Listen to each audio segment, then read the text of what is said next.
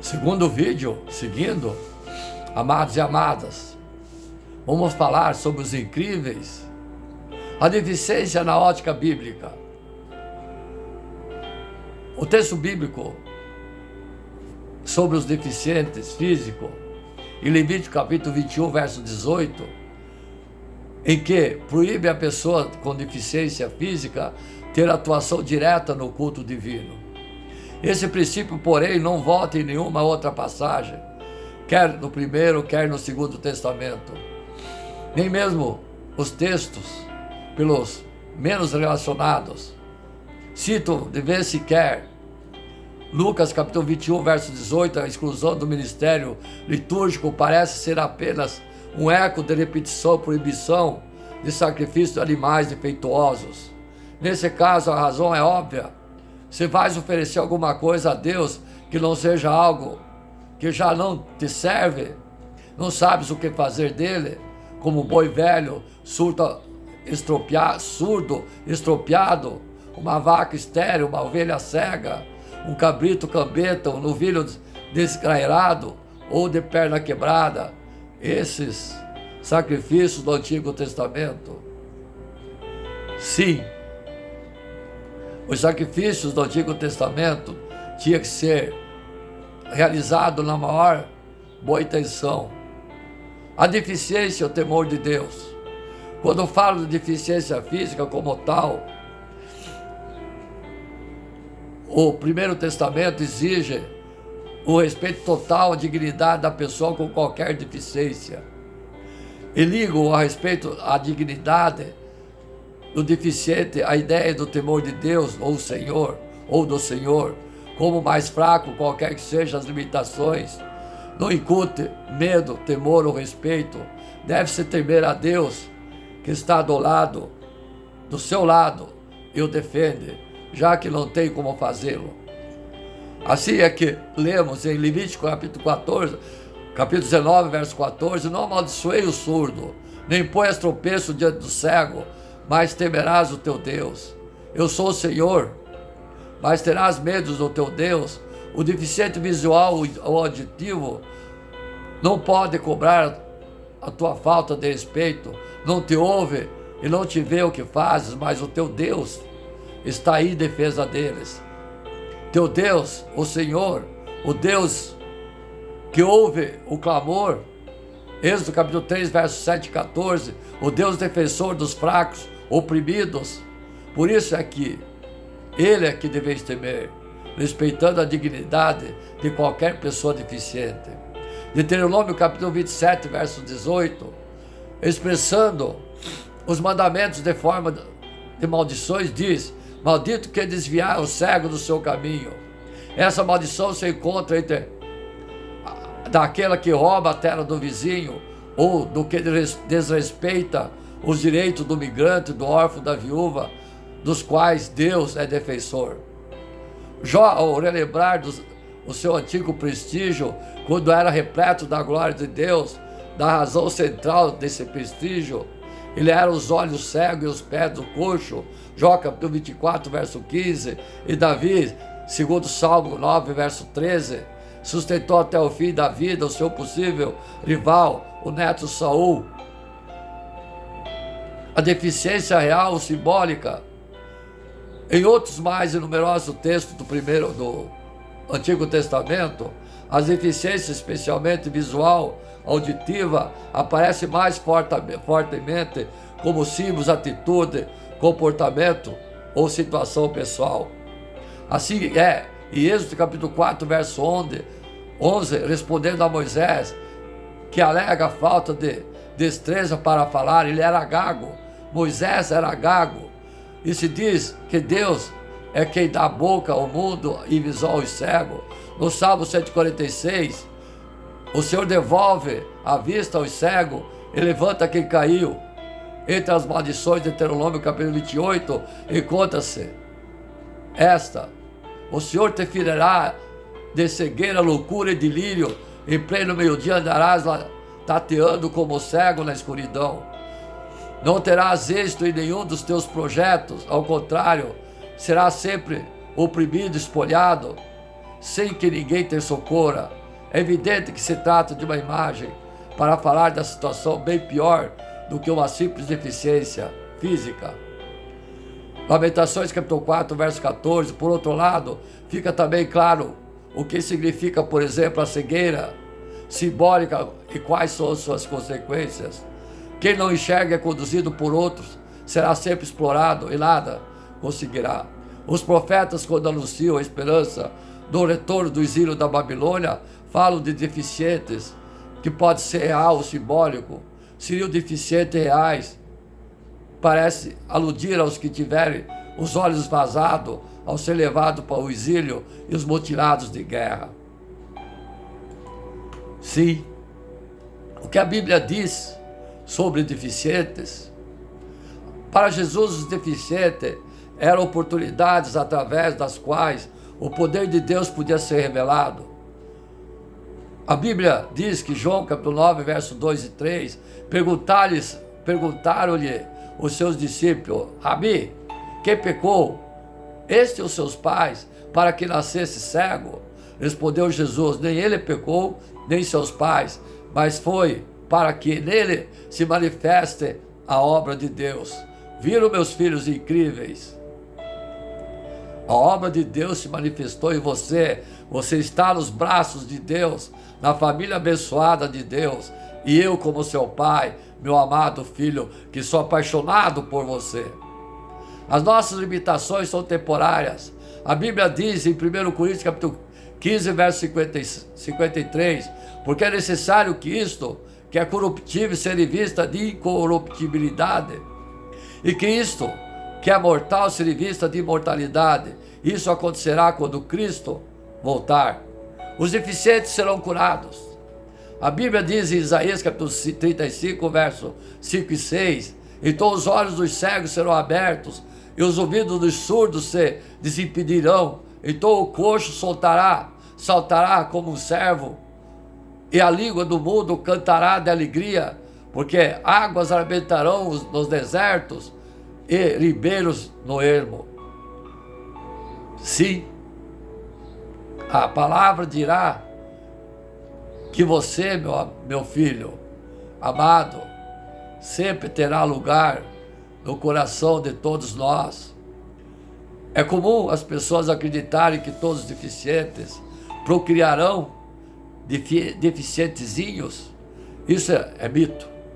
Nem todas as deficiências têm origem genética ou hereditárias.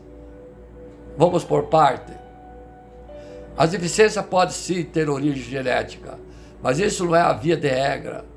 É mais do que natural surgir deficiência no período das gestações ou durante uma intercorrência do parto que não foi normal, ou ainda nos primeiros dias de vida da criança. Temos ainda as deficiências oriundas de doenças crônicas ou transmissíveis, de desnutrições, perturbação psiquiátrica, pelo fato da mãe ser dependente de drogas, lesões e traumas. Quando falamos de gestação, falamos metaforicamente de um tiro no escuro. Existem pais totalmente saudáveis e sem histórico familiar de alguma deficiência, mas que foram surpreendidos com o nascimento de um filho deficiente devido a complicações no parto ou no pré-parto. Por isso, a importância de um bom e eficaz atendimento pediátrico, atenção médicas, acompanhado de exames nas primeiras horas da vida intrauterina. Não posso passar batido sobre os casos de infecções e meningite que podem ocorrer durante e após parto, ocasionando lesões do sistema nervoso central, esbarrando-nos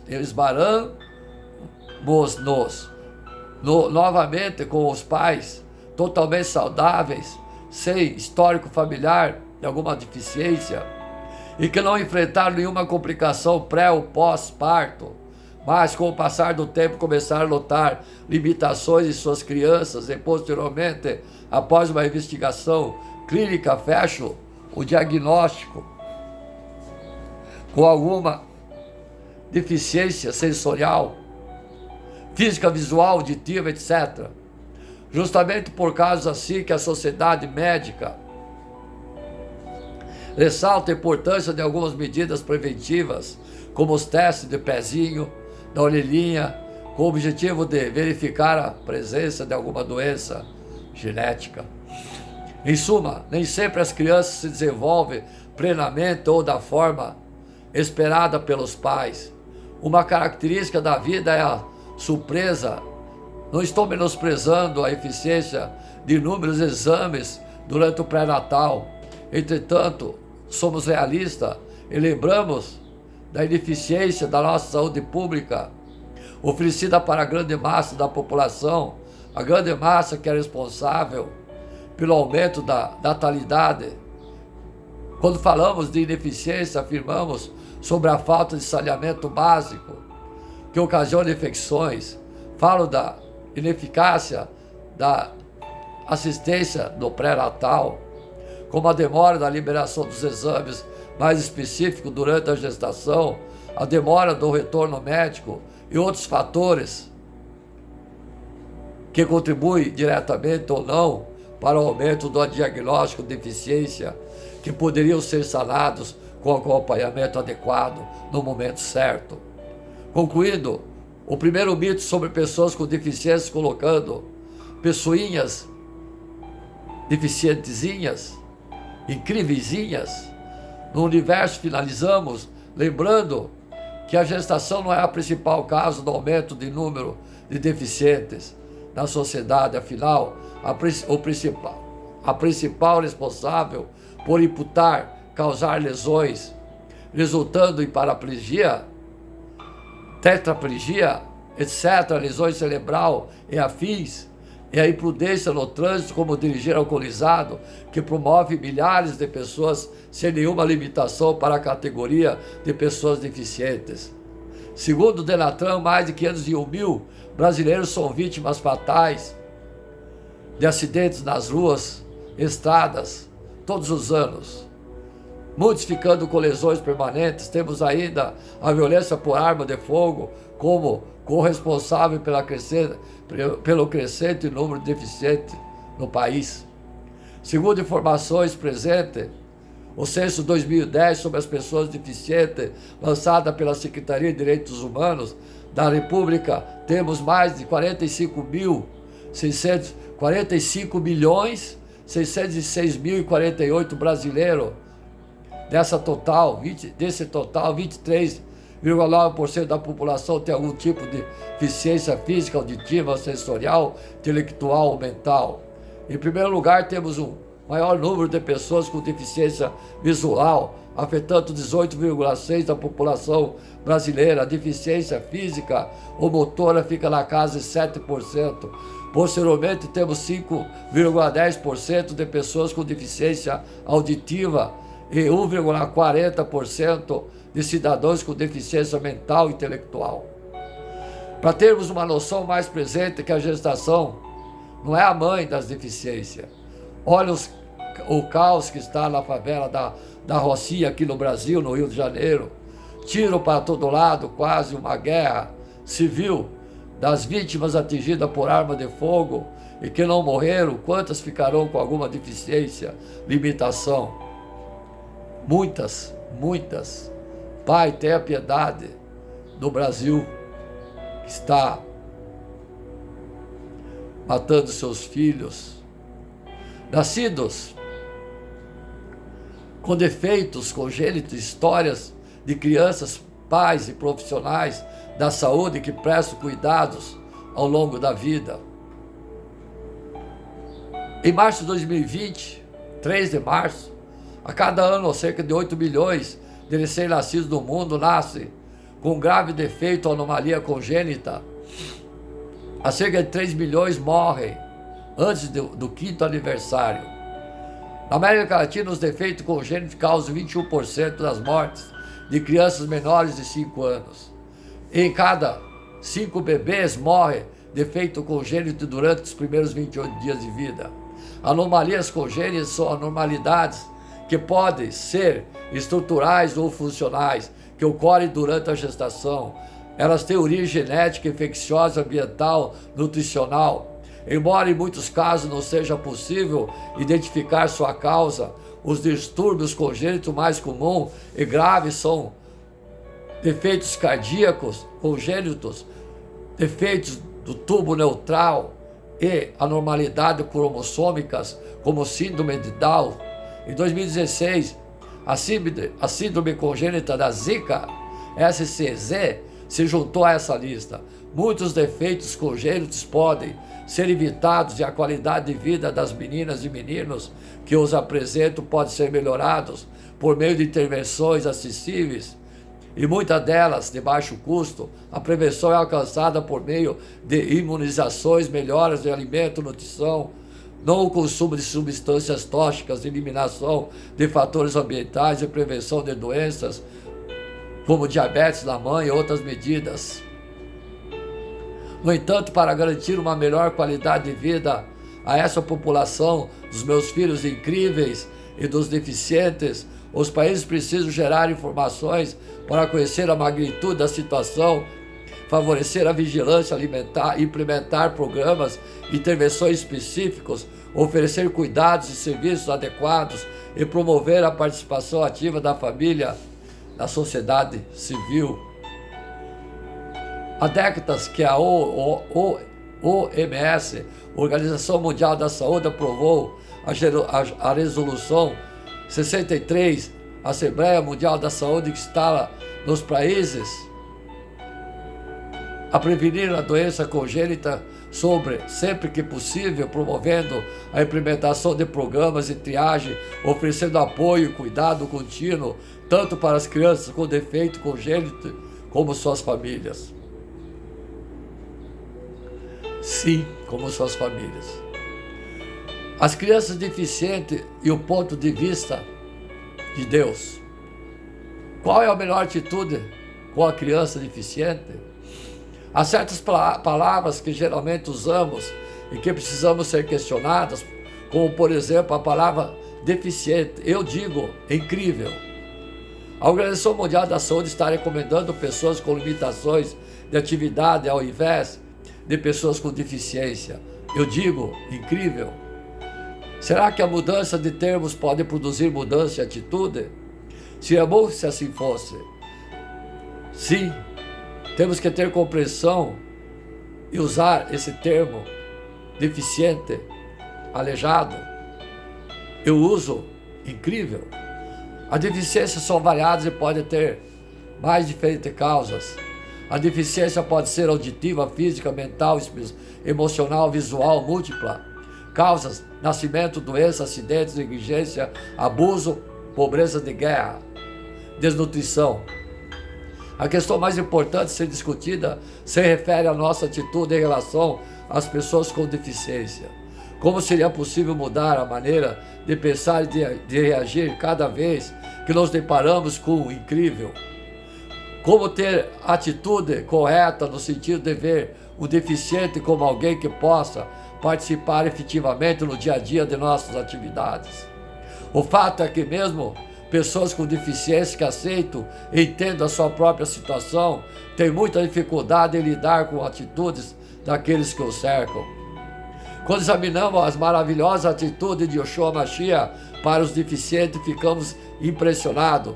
Jesus sempre achou tempo para os deficientes.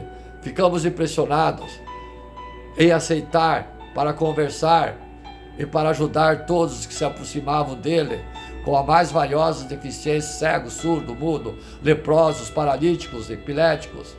Se repararmos bem, uma grande parte do seu ministério de Jesus foi voltado especialmente aos que seriam considerados deficientes.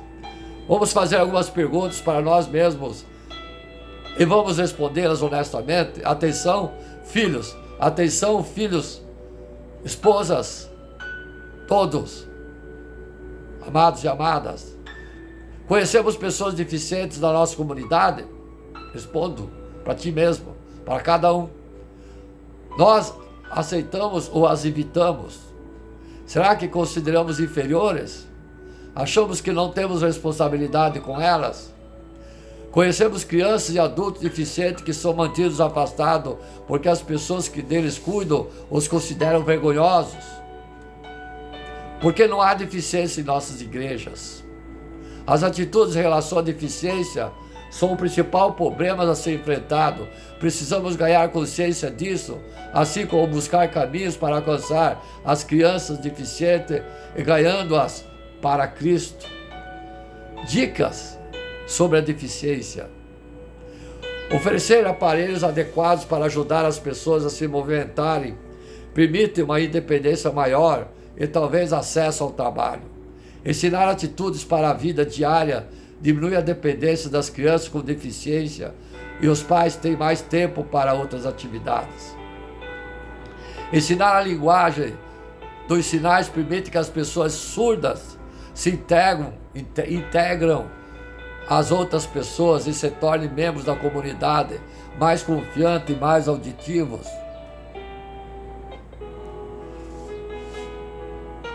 O cuidado com a saúde, por exemplo, vacinação, nutrição, as necessidades educacionais são as mesmas para todas as pessoas, mas a evidência sugere que há desigualdade. As crianças com deficiência têm maior probabilidade de morrerem jovens por serem pobres e negligenciadas. As crianças com deficiência têm maior probabilidade de ser malnutridas. Em alguns países, 80% das crianças com deficiências podem morrer com menos de 5 anos.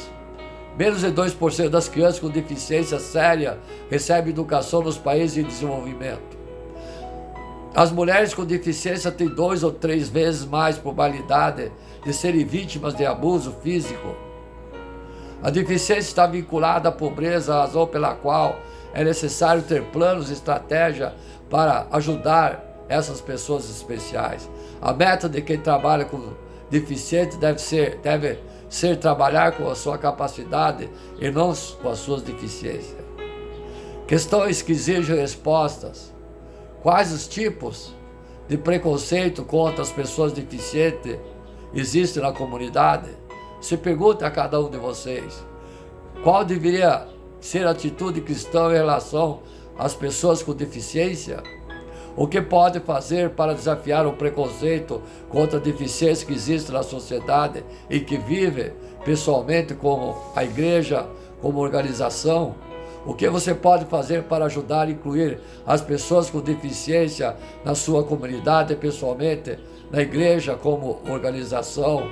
O que leva muitas pessoas a pensar que as crianças com deficiência não podem progredir? Essa atitude é correta? Se não, por quê? Qual a importância de acompanhar o progresso das crianças com deficiência individualmente? O que pode ser feito para ajudar tais crianças a desempenhar um papel mais pleno na sua comunidade? Que papel você poderia ter como indivíduo, como igreja e como organização? Que materiais há que poderiam ser transformados em brinquedos adequados para as crianças com deficiência? Que tipo de auxílio você pode dar aos pais de crianças com deficiência, como indivíduo, como igreja, como organização? A porta fechada devido aos problemas de preconceito. Temos que mudar de atitudes. As pessoas com deficiência sentem muitas vezes excluídas da sociedade. Podemos dizer que para elas as portas se fecham. Uma porta fechada significa adoção de atitudes negativas em relação aos deficientes. Não há o mínimo desejo de lhe ensinar qualquer habilidade ou dar-lhe oportunidades para que venham a melhorar a sua qualidade de vida. Onde estão as crianças deficientes? Na maioria das vezes estão escondidas atrás da porta fechada. Conheça as portas. Fatalismo. Muitas crianças são abandonadas. As pessoas acreditam em reencarnações e têm um ponto de vida fatalista. Em alguns países é comum pensar que a criança deficiente deve ser deixada para morrer, para que possam voltar como pessoas melhores. Há crianças que se arrastam pelo chão o tempo todo. Eu que o diga, né, servas do Senhor? Muitas vezes por um problema de nascimento que ocasiona um pé torto. Até poderia ser corrigido, mas os pais acham que deveria ser assim. pois foi determinado pelos Espíritos. Falta de apoio.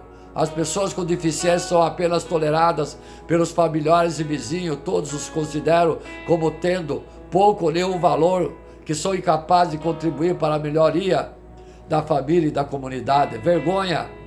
O preconceito social faz com que as pessoas com deficiência se sintam excluídas. Elas não têm oportunidade de participar da vida da comunidade. Os próprios familiares sentem-se abandonados. No caso da criança, é muito comum vê-las isoladas, triste num canto a chorar, e se acontece receberem visita, a criança fica trancada no quarto, com medo, com vergonha. Discriminação. São oferecidas poucas oportunidades para integrar as pessoas com deficiência à comunidade. Quando há seleção de empregados numa firma, os deficientes são preteridos e raro vê-los inseridos no mercado de trabalho. As portas começam a se abrir soluções, entretanto, à medida que essas atitudes negativas começam a mudar, a porta começa a se abrir. Todos nós podemos ajudar a tornar mais positivas atitudes em relação à deficiência. Vamos abrir as portas. Desenvolvimento físico, mental. Ter um filho com deficiência é um desafio que todos os pais querem que eles vejam a criança como punição, como da dádiva de Deus, embora a maioria dos pais cuide dessas crianças no sentido de mantê-las aquecidas, abrigadas e alimentadas. Muitas vezes há pouca compreensão da importância e do valor de estimular o seu desenvolvimento. Vamos abrir uma porta para que essas crianças sejam atendidas por organização que tenham recursos para estimulá-las física e mentalmente. Desenvolvimento e habilidades.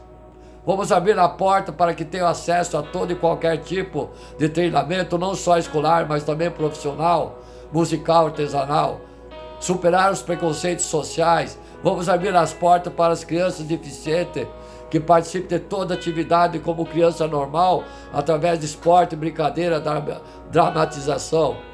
Criar oportunidades. Vamos abrir a porta para que elas produzam objetos de madeira, artesanato, cartões, mercados de livros, quadros, presentes e tantos outros objetos que possam trazer alguns recursos para ajudar suas famílias ou mesmo para que consigam se empregar. Portas totalmente abertas, a ponto de vista de Deus. A nossa meta deve ser a porta aberta. Uma porta aberta permite que as pessoas com deficiência vivam como Deus quer que vivam, sem preconceito, sem oportunidades para desempenhar um papel na comunidade, que use seu potencial completo. Portas abertas significa que o deficiente é aceito. Cuidado à imagem de Deus. Todos nós fomos feitos à imagem de Deus, as pessoas com deficiência e sem deficiência, todos fomos criados para um propósito, com algo valioso para oferecer, todos nós. Deus não discrimina ninguém. As pessoas podem discriminar, mas Deus não. As pessoas com deficiência têm muito a dar, mas assim como todos, elas precisam de uma abertura, uma porta aberta, totalmente. Amado incondicionalmente, o Senhor Jesus Cristo morreu na cruz para todo aquele que pudesse receber perdão de seus pecados, reconciliados com Deus. Experimentamos assim o seu amor e sua paz, independente de condição física. Valorizando Jesus Cristo através do novo nascimento, todas as pessoas podem conhecer o seu verdadeiro valor como filhos e filhas de Deus e vivo eterno. Todos também incluem aqueles que são deficientes. Por que Deus permite crianças deficientes? Em certo sentido, todos nós que somos pais, temos filhos deficientes, temos filhos com deficiência espiritual, com deficiência moral. De acordo com a Bíblia, todos pecaram e carecem da glória de Deus, Romanos capítulo 3, verso 23. Ou seja, todos nós, pela nossa condição de pecadores, não conseguimos viver de uma forma que glorifica a Deus, e isso evidentemente inclui os nossos filhos que já nasceram pecadores. Por outro lado, há pais que têm filhos que possuem alguma deficiência física. Alguns filhos nascem ou adquirem algum tipo de problema no corpo físico, ou até mesmo algum problema mental, que resulta no físico. Mas adiante dessa realidade, cabe aqui uma pergunta: por que Deus permite que tenhamos filhos com deficiência física? Será que essa criança nasceu como resultado dos nossos pecados pessoais? Será que ter um filho deficiente é um castigo de Deus aos pecados dos pais? Em primeiro lugar, é preciso dizer, a deficiência moral e espiritual é mais grave que a deficiência física. A deficiência física em si não nos habilita para sermos aceitos diante de Deus. O nosso Senhor Deus jamais rejeita uma pessoa por ser deficiente físico, mas a nossa deficiência moral e espiritual, por definição, não nos habilita para nos apresentarmos diante de Deus em aprovação. Por isso, a deficiência espiritual e moral é mais grave que a física. Sobre a origem das deficiências físicas dos nossos filhos, podemos traçar duas origens. Todas as dificuldades existentes no mundo, isso inclui até a nossa gripe que pegamos 2 ou 3 vezes por ano, são o resultado do pecado de Adão e Eva. Alguns desses males, como por exemplo a cirrose hepática provocada pelo consumo de bebida alcoólica, é consequência direta de alguns pecados pessoal nosso. Ter filhos deficientes quase nunca é resultado do pecado pessoal de alguém. Então podemos deduzir que os nossos males resultam do pecado presente no mundo desde os nossos pais espirituais, Adão e Eva, o que resultou diretamente em muitos problemas em nossas vidas diárias. Entretanto, essas respostas não são completamente em si a mesma. É verdade que uma deficiência do nosso filho pode ser resultante da presença do pecado do mundo desde os primórdios da humanidade, mas é também a vontade de Deus que poderia ser evitada que, pelo menos em nossa família, esse efeito negativo do pecado pode nos atingir. Existe ao nosso redor muitos pais que são pecadores, que nós, e no entanto, não tem filhos portadores de deficiências especiais. Razão para termos filhos com algum grau ou natureza de deficiência física, no entanto, é mais profunda do que apenas ser a consequência direta ou indireta do pecado. Nós temos uma explicação bem abrangente disso no Evangelho de João, que diz que Jesus e os discípulos encontraram um homem cego de nascença. Diante daquela oportunidade, os discípulos de Jesus perguntaram a ele: Mestre, quem pecou? Foi o homem, o pai deles, para que nascesse cego? Já falei lá em cima, a pergunta dos discípulos de Jesus está em consonância com a versão que toda deficiência física são resultados do pecado. E no caso desse cego de nascença, os discípulos pensavam que era cegueira fosse a causa direta do pecado do próprio homem ou do pai dele. A resposta de Jesus que lhe disse: nem o homem pecou, nem os pais deles pecaram. Ou seja, Jesus Cristo isenta qualquer causa direta, o pecado pessoal do cego, dos pais dele, para a cegueira daquela pessoa. Em seguida, Jesus dá a explicação que eu já falei lá em cima, para a deficiência física do homem. Ele nasceu cego para que a obra de Deus fosse manifestada por meio dele, disse o nosso Senhor Jesus. A resposta de Jesus é mais profunda, essa resposta. Nossos filhos deficientes nasceram assim para expressar na vida deles a glória de Deus, que seja manifesta por meio da obra que Ele mesmo faz em nossos filhos excepcionais. Ensino de Jesus nesse texto, João 9, está em consonância com o Antigo Testamento, Êxodo capítulo 4. Moisés recebe uma ordem de Deus que ele seja líder, libertador do povo de Israel, que era escravo do Egito. Ao ouvir chamado do Senhor, Moisés apresenta uma desculpa.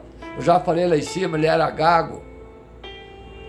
A resposta de Deus para Moisés, pelo menos duas grandes verdades paralelas e complementares. Deus fez a pessoa que fala e a que vê.